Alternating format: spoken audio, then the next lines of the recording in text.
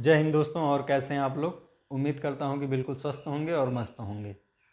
तो दोस्तों, इस वीडियो में हम लोग बात करने वाले हैं आपबाउ के नियम पर। ठीक है, आपबाउ का नियम होता क्या है। ठीक है, तो हेडिंग बना के सबसे पहले आप लोग डेफिनेशन लिखिए। इस नियम के अनुसार इलेक्ट्रॉन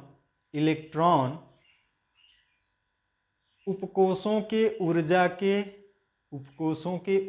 के बढ़ते क्रम में भरते हैं। इसे आपबाउ का नियम कहते हैं। लाइन चेंज करके लिखिएगा। उपकोषों के ऊर्जा के बढ़ते क्रम को निम्न प्रकार से प्रदर्शित कर सकते हैं। डैश दे के लाइन चेंज करके आप लोग क्या करेंगे, ये नंबरिंग करके पहला नंबर या तो इस तरह से प्रदर्शित करेंगे, नहीं तो दूसरा नंबर इस तरह से प्रदर्शित करेंगे, या फिर इस तरह से प्रदर्शित करेंगे। ठीक है, तो ये आप क्या करेंगे, डेफिनेशन लिखने के बाद ये तीनों क्रम आप क्या कर लेंगे भाई, लिख लेंगे। ठीक है, अब आइए हम लोग इसको समझते हैं। ठीक है, तो आपबाउ का नियम क्या कहता है? आपबाउ का नियम ये कहता है कि सबसे पहले इलेक्ट्रॉन उस उपकोष में भरेगा जिसकी ऊर्जा सबसे कम होगी। ठीक है, उसके बाद उस उपकोष में भरेगा जिसकी ऊर्जा उससे क्या हो, ज्यादा। यानी ऊर्जा के बढ़ते हुए क्रम में इलेक्ट्रॉनों का भरना ही अपवाउ का नियम होता है। पहले कोष में केवल एक उपकोष होता है, यस। ठीक है, तो ये 1 2 3 4 5 6 जो लिखा है, ये किसे प्रदर्शित करते हैं? तो ये प्रदर्शित करता है कोष को। किसको प्रदर्शित करता है भाई? कोष को। 1 का मतलब पहला कोष, यस क्या है भाई? यस उपकोष है। यानी पहले कोष में केवल एक उपकोष होता है, यस वाला। ठीक है, जिसे हम लोग लिखते हैं 1 यस। दूसरे में दो उपकोष होता है, यस और पी। ठीक है, तो यस को लिखते हैं 2 यस और पी वाले को लिखते हैं 2p। ये 2 क्या बता रहा है कि ये उपकोष दूसरे कोष के उपकोष हैं। ठीक है, उसी तरह तीसरे में 3 उपकोष होते हैं, यस पी डी। ठीक है, इसके आगे वाला नंबर लिखा हुआ जो है ये बता रहा है कि तीसरे कोष के उपकोष हैं। बात समझ में है? इसी तरह चौथे में 4 उपकोष होते हैं, एस पी डी एफ, और पांचवें में भी 4 उपकोष होते हैं, एस पी डी एफ। ठीक है, छठवें में एस पी डी। ठीक है, सातवें में एस पी। ठीक है, इतने उपकोषों के माध्यम से हमारे जो आवर्त सारणी के 118 तत्व हैं उनका इलेक्ट्रॉनिक विन्यास हो जाता है। ठीक है, अब ऐसा यहाँ पे आप लोग ध्यान दीजिएगा कि 6D के बाद 6F नहीं लिखा है। इसका मतलब ये नहीं कि 7F नहीं होता, उपकोष होता है, लेकिन अपने को आवश्यकता नहीं है, इसलिए यहाँ पे लिखा नहीं गया है। ठीक है, तो देखिए अब इसमें तीर द्वारा जो प्रदर्शित किया गया है, इसी तीर को पकड़ के हम लोग चलेंगे पहले तीर से, और अंतिम तीर होगा 8वां तीर। ठीक है, तो हमें मिलेगा ऊर्जा का बढ़ता हुआ क्रम। यानी पहला तीर पकड़ के जब चलेंगे तो आपको मिलेगा 1s, यानी इसका मतलब यह है कि इसकी ऊर्जा सबसे कम है, यानी सबसे पहले इलेक्ट्रॉन इसी में भरेगा। उसके बाद 2s मिलेगा, तो 2s में इलेक्ट्रॉन कब भरेगा? जब 1s में भर जाएगा, क्योंकि इससे ज्यादा ऊर्जा इसकी है। ठीक है, उसके बाद इलेक्ट्रॉन किस में भरेगा? तो 2p में भरेगा। 2p के बाद किस में भरेगा? 3s में भरेगा, क्योंकि ये जो है ये ऊर्जा के बढ़ते हुए क्रम में है। और आपबाउ का नियम करता है कि जिसकी ऊर्जा कम होगी उसमें इलेक्ट्रॉन सबसे पहले भरेगा। मतलब देखिए ऊर्जा का क्रम क्या है आपका? सबसे कम ऊर्जा, फिर उससे ज्यादा, फिर उससे ज्यादा, यानी बढ़ता जाएगा, फिर इससे ज्यादा इसका होगा, इससे ज्यादा इसका होगा। मतलब पिछले वाले से आगे वाला का ऊर्जा क्या होगा? अधिक होगा। इससे ज्यादा इसका होगा, इससे ज्यादा फिर इसका होगा, इससे ज्यादा इसका, इससे ज्यादा इसका, फिर इससे ज्यादा इसका, इससे ज्यादा इसका, इससे ज्यादा इसका, इससे ज्यादा इसका, इससे ज्यादा इसका, इससे ज्यादा इसका, इससे ज्यादा इसका। सबसे ज्यादा किसका होगा? 7p का। बात समझ में आया? ठीक है, अब देखिए इसी चीज को आप इस तरह से भी प्रदर्शित कर सकते हैं। ठीक है, इसमें किया क्या गया है, पहले कोष में यस उपकोष होता है, तो यहाँ पे लिख दिया गया है 1 यस। अब हम क्या करेंगे, जब दूसरे कोष के उपकोष को लिखेंगे तो यस के नीचे एक जगह हम लोग खसक जाएंगे इस साइड, ठीक है। यानी यस के नीचे से थोड़ा सा हम लोग इधर खसक जाएंगे और तब दूसरे कोष के उपकोष को लिखेंगे। तो दूसरे कोष में दो उपकोष होते हैं, यस और पी। तो ये देखिए 2s 2p, ठीक। अब पुनः तीसरे कोष का जब हम लोग लिखेंगे तो अब 2s के नीचे से नहीं लिखेंगे, एक स्टेप और खसक जाएंगे, ठीक है। तो 3s 3p 3d, उसी तरह 3s के नीचे नहीं लिखेंगे, एक स्टेप खसक जाएंगे, 4s 4p 4d 4f, ठीक है। अब 4s के नीचे नहीं लिखेंगे, एक स्टेप खसक के 5s 5p 5d 5f, 5f के नीचे से खसक जाएंगे कि स्टेप इधर, तो 6s 6p 6d, 6s के नीचे से खसक जाएंगे तो 7s और 7p, ठीक है। इसको क्यों मैं बता रहा हूं, क्योंकि बच्चों को ये वाली लाइन खींचने में थोड़ा क्या होती है भाई, दिक्कत होती है। और इस तरह से सभी लोग क्या करेंगे, सीधा सीधा एकदम लाइन आसानी से खींच पाएंगे, ठीक है। और ये भी जो चीज ये फिगर बता रहा है वही चीज ये फिगर भी बता रहा है, ठीक है। यानी सबसे कम ऊर्जा 1s की, इससे ज्यादा 2s, 2s से ज्यादा 2p, 2p से ज्यादा 3s, 3s से ज्यादा 3p, 3p से ज्यादा 4s, 4s से ज्यादा 3d, 3d से ज्यादा 4p, 4p से ज्यादा 5s, 5s से ज्यादा 4d, 4d से ज्यादा 5p, 5p से ज्यादा 6s, 6s से ज्यादा 4f, 4f से ज्यादा 5d, 5d से ज्यादा 6p, 6p से ज्यादा 7s, 7s से ज्यादा 5f, 5f से ज्यादा 6d, 6d से ज्यादा 7p, ठीक है। तो ये भी वही चीज बता रहा है, ठीक है।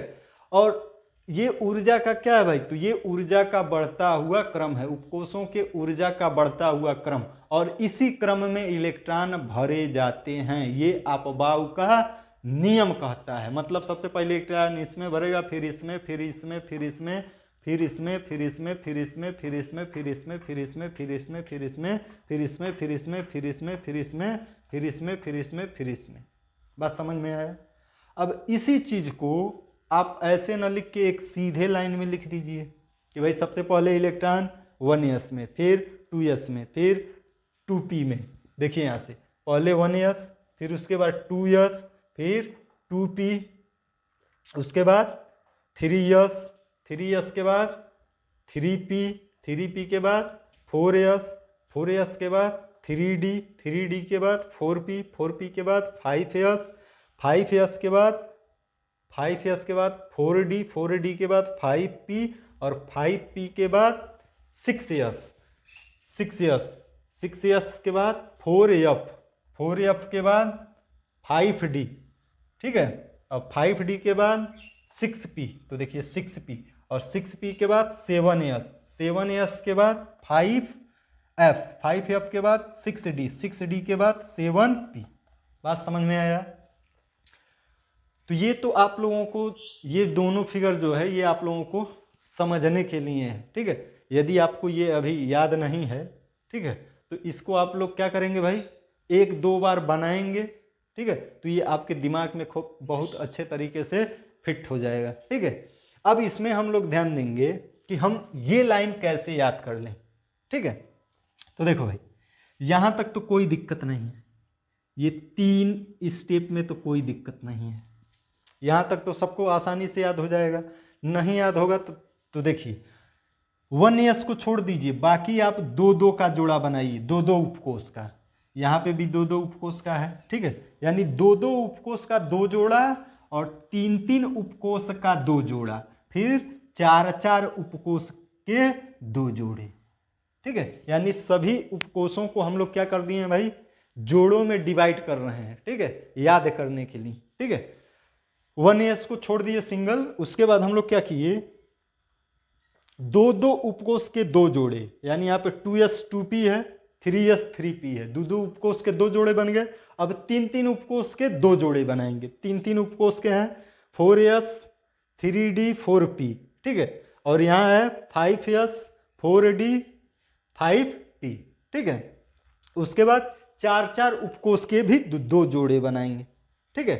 अब आप यहां से ध्यान दीजिएगा कि पहले 2 जोड़ों में कुछ नहीं करना है, ठीक है, वो बिल्कुल सही है, यानी इसको तो कुछ करना नहीं है। 1s में सिंगल है भाई, वो किनारे है, ठीक है। दूसरे कोष में दो उपकोष होते हैं, यस और पी दोनों हैं, इनके साथ भी कोई छेड़छाड़ नहीं होगा। तीसरे में तीन उपकोष होता है, तीसरे में तीन उपकोष एस पी डी, ठीक है, कोई दिक्कत नहीं। जब हम लोग तीन तीन का जब बनाएंगे तो देखिए तीन तीन का जोड़ा जो बनता है वहां पे 4s और 4p के बीच में 3d बैठ जाता है। 4s और 4p के बीच में क्या कौन बैठेगा? 3d, ठीक है। और इसी प्रकार सेम इसी प्रकार इसमें देखिए केवल नंबर बढ़ जा रहा है, यहाँ पे 4 3 4 है तो यहाँ पे 5 4 5 हो गया, यानी 4 समझिए 5 में बदल जाएगा, 3 4 में बदल जाएगा और ये 4 5 में, यानी एक एक नंबर ये बढ़ जाएगा। है तो यही चीज, केवल ये क्या हो गया, एक एक नंबर बढ़ गया है। या आप सीधे सीधे याद रखिए कि 4s 4p के बीच में बैठेगा कौन? 3d, ठीक है। और 5s और 5p के बीच में बैठेगा 4d, ठीक है। 5s और 5p के बीच में कौन बैठेगा? 4d, यानी s और p के बीच में हम लोग सबको बैठा देंगे, ठीक है। तो अब यहाँ पे देखिए, यहाँ पे s और p के जो 4 4 का जोड़ा है, ठीक है, इसमें s p तो साइड साइड में है, इसके बीच में हम लोग किसको बैठाएंगे? तो f और d को, ठीक है, f और d को, ठीक है। तो यहाँ पे 6s और 6p के बीच में किसको बैठाएंगे? तो पहले बैठाएंगे 4f को और फिर 5d को, ठीक है। फिर 7s और 7p में के बीच में किसे बैठाएंगे? तो 5f और 6d को। तो आप ध्यान से देखेंगे कि ये वाला और ये वाला बिल्कुल एक जैसा दिखेगा, केवल नंबर का क्या है? अंतर है। जैसे ये 6 है तो ये 7 है, ये 4 है तो ये 5f है, ये 5d है तो ये 6d है, और यहाँ पे 6p है तो ये 7p है। मतलब आप गौर से देखेंगे तो ये दोनों एक जैसे हैं और ये दोनों एक जैसे हैं, ठीक है।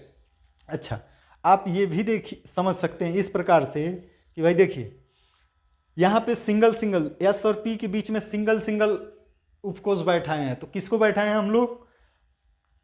3d को और 4d को। किसको बैठाए हैं? 3d और 4d को, ठीक है। अब यहाँ पे डबल बैठाएंगे दो दो, तो एक तो d वाला होगा और एक कौन होगा भाई? एक f वाला होगा, ठीक है। तो 4f बैठाएंगे और 5d, यानी 4f के साथ 5d को बैठा देंगे और लास्ट में 5f के साथ 6d को बैठा देंगे, ठीक है। उम्मीद करते हैं कि ये आपको जो समझाए हैं उसके आधार पे आप इसे समझ के क्या कर लेंगे भाई? याद कर लेंगे, ठीक है।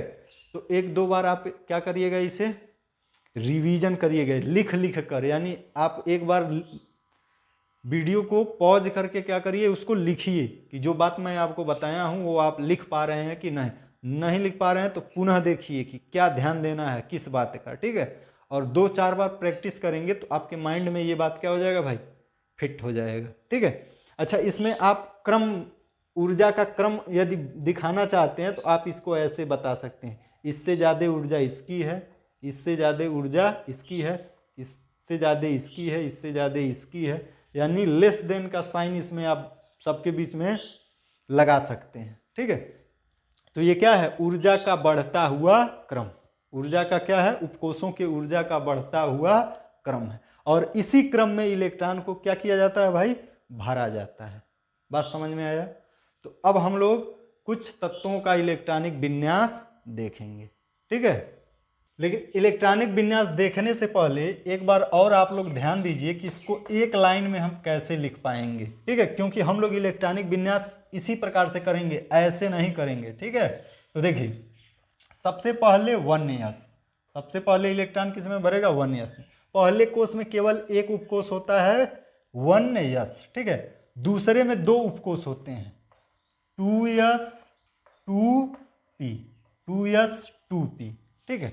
फिर 3s 3s 3p, 3s 3p। तो देखिए पहला वाले को हम आपको क्या बताएं कि इसको ऐसे छोड़ दीजिए, ये दो दो का एक जोड़ा बन गया। अब तीन तीन का, यानी दो दो उपकोष का दो जोड़ा बन गया। अब तीन तीन उपकोष का दो जोड़ा बनाएंगे। तो देखिए 3s 3p हो गया है, तो अब लिखेंगे 4s 4p 4s 4p और इसी के बीच में बैठता है कौन 3d। इसी प्रकार से ये 3 का एक जोड़ा हुआ, दूसरे जोड़े में इसके क्या होगा भाई, नंबर केवल एक प्लस हो जाएगा, यानी 5s और 5p के बीच में बैठ जाएगा 4d। तो ये आपका क्या हो गया, 3 का जोड़ा हो गया। 4 उपकोष का जो था उसमें s और p था, तो 5s 5p हो गया, तो 6s और 6p। अब इसके बीच में 2 उपकोष बैठेंगे, कौन बैठेगा, f और d। तो कौन सा f पहले बैठाएंगे, पहले 4f बैठेगा, क्योंकि f वाला 2 ही उपकोष होते हैं, ठीक है, एक चौथे में होता है एक पांचवें में होता है। तो कौन वाला यहाँ बैठेगा 4f और 5d, ठीक है, क्योंकि 3d 4d बैठ चुके हैं, तो कौन किसका नंबर आएगा 5d का। और इस ये 4 का एक जोड़ा बन गया। तो इसी प्रकार हम लोग एक एक नंबर ये बढ़ जाएगा, ठीक है। तो हम लोगों का हो जाएगा 7s और 7p के बीच में, 7s और 7p के बीच में किसको बैठा देंगे, तो 5f और 6d। यानी एक बार तो s और p के बीच में हम लोग बैठा रहे हैं d को, और एक बार नहीं 2 बार, s और p के बीच में 2 बार हम लोग बैठा रहे हैं d को, और s और p के बीच में 2 बार बैठा रहे हैं fd को। बात समझ में आया? उम्मीद करते हैं कि आप लोगों को ये बातें अब एक लाइन में आप आसानी से लिख पाएंगे, ठीक है। तो अब हम लोग कुछ तत्वों का क्या करेंगे भाई, इलेक्ट्रॉनिक विन्यास करेंगे, ठीक है। कुछ तत्वों का हम लोग इलेक्ट्रॉनिक विन्यास करेंगे, ठीक है। तो एग्जाम्पल के रूप में देख लीजिए आप लोग, जैसे हाइड्रोजन, हाइड्रोजन का परमाणु क्रमांक कितना होता है भाई, पहले हम लोग पहला ही तत्व ले रहे हैं। हाइड्रोजन का परमाणु क्रमांक 1 होता है, इसका मतलब इसके परमाणु में केवल एक इलेक्ट्रॉन होता है। तो सबसे पहले हम लोग इलेक्ट्रॉन किस में भरेंगे, 1s, ठीक है। अपने पास इलेक्ट्रॉन कितना है, जो हाइड्रोजन है, हाइड्रोजन परमाणु है, उसके पास कितने इलेक्ट्रॉन है, तो एक इलेक्ट्रॉन। तो एक इलेक्ट्रॉन को यस में पहले भरेंगे। यस कितना इलेक्ट्रॉन रख सकता है, तो यस उपकोष 2 इलेक्ट्रॉन रख सकता है, 2 से ज़्यादा नहीं लेकिन 2 से कम। तो अपने पास जो हाइड्रोजन परमाणु का इलेक्ट्रॉनिक विन्यास करना है, इसके पास तो केवल एक ही इलेक्ट्रॉन है, ठीक है, और उस इलेक्ट्रॉन को केवल यस 1s उपकोष से ही क्या कर लेगा, रख लेगा, ठीक है। तो इसका मतलब हाइड्रोजन परमाणु का इलेक्ट्रॉनिक विन्यास होगा S1s1, ठीक है। एक इलेक्ट्रॉन था, यस वाला भर लिया। अब इसमें और ज़्यादा उपकोषों की जरूरत नहीं है, क्योंकि इस परमाणु के पास इलेक्ट्रॉन ही नहीं है, एक ही इलेक्ट्रॉन था जिसको 1s क्या कर लिया, रख लिया, ठीक है। अच्छा, हीलियम का परमाणु क्रमांक 2 होता है, तो इसके लिए जब करेंगे तो 1s, पहला उपकोष 1s। चलिए भाई इसको इलेक्ट्रॉन दीजिए, कितना इलेक्ट्रॉन रख सकता है, तो 2 इलेक्ट्रॉन। हीलियम के पास इलेक्ट्रॉन है कितना, तो 2 इलेक्ट्रॉन है, तो दोनों इलेक्ट्रॉनों को ये क्या कर लेगा भाई, रख लेगा, ठीक है। यानी अब इसके पास इलेक्ट्रॉन है नहीं, तो इसके आगे हमें किसी उपकोष की आवश्यकता होगी नहीं, ठीक है। यानी इसका भी इलेक्ट्रॉनिक विन्यास हो गया। लिथियम, लिथियम का 3 होता है परमाणु क्रमांक, यानी इसके परमाणु में 3 इलेक्ट्रॉन होते हैं, ठीक है। तो सबसे पहले इसके इलेक्ट्रॉनों को कौन रखेगा भाई, तो इसका फर्स्ट कोष का यस उपकोष, यानी 1s2। 1s कितना इलेक्ट्रॉन रखेगा, 2 इलेक्ट्रॉन, 2 से ज़्यादा नहीं रख सकता। इसके पास कितने इलेक्ट्रॉन है, 3 इलेक्ट्रॉन। अब इसकी क्षमता क्या हो गई, फुल हो गई है, इसका अब क्षमता नहीं है इलेक्ट्रॉनों का रखने का, ठीक है। तो अब इसके बाद वाले उपकोष का नंबर आएगा, तो 1s के बाद किसका नंबर आता है, 2s का। तो अब नंबर लगेगा 2s का। 2s के पास कितने इलेक्ट्रॉन जाएंगे, तो देखिए 3 इलेक्ट्रॉन टोटल था, 2 1s रख लिया, बचा कितना, 1। तो 1 इलेक्ट्रॉन ये रखेगा। रख तो ये 2 इलेक्ट्रॉन सकता है, लेकिन इलेक्ट्रॉन है नहीं, तो इसलिए 1 इलेक्ट्रॉन था, तो 1 इलेक्ट्रॉन ये क्या करेगा, रखेगा। यानी इसका भी इलेक्ट्रॉनिक विन्यास हो गया। अब इसी तरह मान लीजिए हम लोग लेते हैं सोडियम, इसका परमाणु क्रमांक कितना होता है? तो सोडियम का परमाणु क्रमांक होता है 11। तो परमाणु क्रमांक 11 होता है, मतलब इसके परमाणु में इलेक्ट्रॉनों की संख्या है 11, यानी अब हमें 11 इलेक्ट्रॉनों को भरना है। तो सबसे पहले इलेक्ट्रॉन को किस में भरेंगे भाई? हर परमाणु के, इस बात का ध्यान दीजिएगा, हर परमाणु के लिए शुरुआत यहीं से होगा और भरते जाएंगे। जब हर ऑर्बिटल फुल होता जाएगा तब आगे बढ़ेंगे, ठीक है। जैसे अगर हमें सोडियम का भरना है परमाणु क्रमांक 11, यानी इसके पास 11 इलेक्ट्रॉन है, तो सबसे पहले 1s में भरेंगे। इसकी क्षमता 2 है तो 2 इलेक्ट्रॉन इसमें भर जाएंगे, ठीक है। और इसके पास कितना है भाई? 11 इलेक्ट्रॉन है, यानी ये तो फुल हो गया। तो इस 1s के बाद किसका नंबर है? 2s का, तो 2s आया। 2s कितना इलेक्ट्रॉन 2s में भरेगा? तो इसमें भी 2 इलेक्ट्रॉन भरेगा, क्योंकि यस में केवल 2 इलेक्ट्रॉन भर सकते हैं अधिकतम, उससे ज़्यादा नहीं। कम हो सकता है लेकिन ज़्यादा नहीं।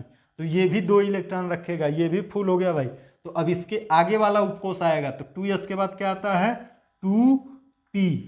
2p कितना इलेक्ट्रॉन रखता है भाई? तो p उपकोष 6 इलेक्ट्रॉन रखता है, क्योंकि p उपकोष में 3 कक्षक होते हैं और एक कक्षक में अधिकतम 2 इलेक्ट्रॉन रह सकते हैं।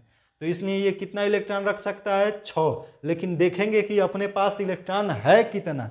ऐसा नहीं कि यहाँ पे फटाक से 6 भर देंगे, देखेंगे बचे हैं कि नहीं। तो देखिए 2 इलेक्ट्रॉन यहाँ भरे, 4 यहाँ, 2 यहाँ, 2 यहाँ, 4 इलेक्ट्रॉन भर दिए, ठीक है। तो यहाँ 6 भरेंगे तो 10 इलेक्ट्रॉन होगा। इसके पास है 11, यानी अभी यहाँ पे हम लोग 6 इलेक्ट्रॉन भरेंगे, उसके बाद भी यहाँ 1 इलेक्ट्रॉन क्या होगा भाई? बचेगा, ठीक है। तो कितने इलेक्ट्रॉन भर चुके? 10 इलेक्ट्रॉन। अब ये भी फुल हो गया, तो इसके बाद वाले का नंबर आएगा, इसका मतलब किसका आएगा? 3s का नंबर आएगा, ठीक है। और 3s के बाद 3s में कितना इलेक्ट्रॉन भरेगा? तो 1 इलेक्ट्रॉन, क्योंकि 10 इलेक्ट्रॉन तो ये रख चुके हैं, इनके पास टोटल 11 इलेक्ट्रॉन था, तो 1 बचा है, तो यहाँ पे 1 इलेक्ट्रॉन भरा जाएगा, यानी इसका इलेक्ट्रॉनिक विन्यास हो गया, ठीक है। इसी तरह मान लीजिए हमें कैल्शियम का करना है, ठीक है। कैल्शियम का कितना होगा भाई? तो देखिए 1s में पहले भरेंगे 2 इलेक्ट्रॉन। देखो जब परमाणु क्रमांक अधिक होता है तो हम लोग क्या करेंगे? पहले भरेंगे, उसके बाद काउंट करेंगे, ठीक है। 1s में 2, इसके बाद नंबर किसका है? 2s का, इसमें भी 2 इलेक्ट्रॉन भरेगा। फिर 2p का, इसमें 6 इलेक्ट्रॉन भरेगा। फिर 3s का, इसमें 2 इलेक्ट्रॉन भरेगा। कुल कितने इलेक्ट्रॉन भर चुके हैं? 12 इलेक्ट्रॉन। तो 3s के बाद किसका नंबर आता है? तो 3s के बाद नंबर है 3p का। 3p कितने इलेक्ट्रॉन रख सकता है? 6 इलेक्ट्रॉन। तो ये 6 इलेक्ट्रॉन रख लेगा, तो कुल कितने इलेक्ट्रॉन भर दिए अभी तक आप? तो देखिए 2 4 2 2 4 6 10 10 2 12 12 6 18 18 इलेक्ट्रॉन भर दिए। है इसके पास 20 इलेक्ट्रॉन, तो 2 इलेक्ट्रॉन और बचा है। तो इसके बाद किसका नंबर है? 3p में फुल हो गया। 3p के बाद 4s का, तो 4s में कितना इलेक्ट्रॉन रख सकते हैं? 2 इलेक्ट्रॉन बचा है अपने पास और 2 इलेक्ट्रॉन ही रख सकता है, तो इसमें 2 इलेक्ट्रॉन भर देंगे। अब इसके पास इलेक्ट्रॉन बचा नहीं, तो आगे वाले उपकोष को हमें यहाँ लिखने की कोई आवश्यकता नहीं, यानी इसके इलेक्ट्रॉनिक विन्यास क्या हो गया भाई? हो चुका, ठीक है। इसी तरह जिंक का यदि हम लोग लिखें तो जिंक का परमाणु क्रमांक होता है 30, ठीक है।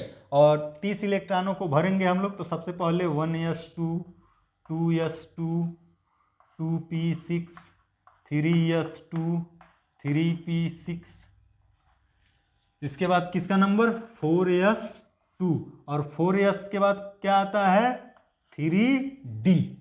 तो देखिए कितने इलेक्ट्रॉन भर चुके हैं अब तक? तो 2 2 4 6 10 2 12 12 6 18 18 2 20 और 20, यहाँ पे कुल कितने इलेक्ट्रॉन थे? 30। 30 में आप 20 भर चुके, तो डी में कितना इलेक्ट्रॉन जाएगा?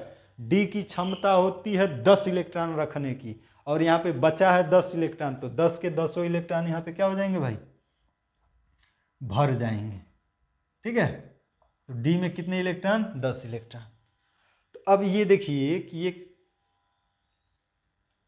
सभी जो हम लोग है कि ऊर्जा के बढ़ते हुए क्रम में क्या कर दिए? व्यवस्थित कर दिए हैं, ठीक है, भर दिए हैं। लेकिन अब इसको हम लोग क्या करेंगे, जब डी उपकोष आ जाता है तो हम लोग इसके बाद से यानी 4s तक तो कोई दिक्कत नहीं है, यहाँ तक ठीक है। 3D के बाद जब भरने के बाद अपवाय नियम से भरने के बाद क्या करते हैं, इसको अरेंज कर देते हैं। अरेंज करने का मतलब पहले कोष में यस उपकोष होता है, इसको लिख देंगे, दूसरे में यस पी होता है, उसको लिख दिए 2s2p, ठीक है।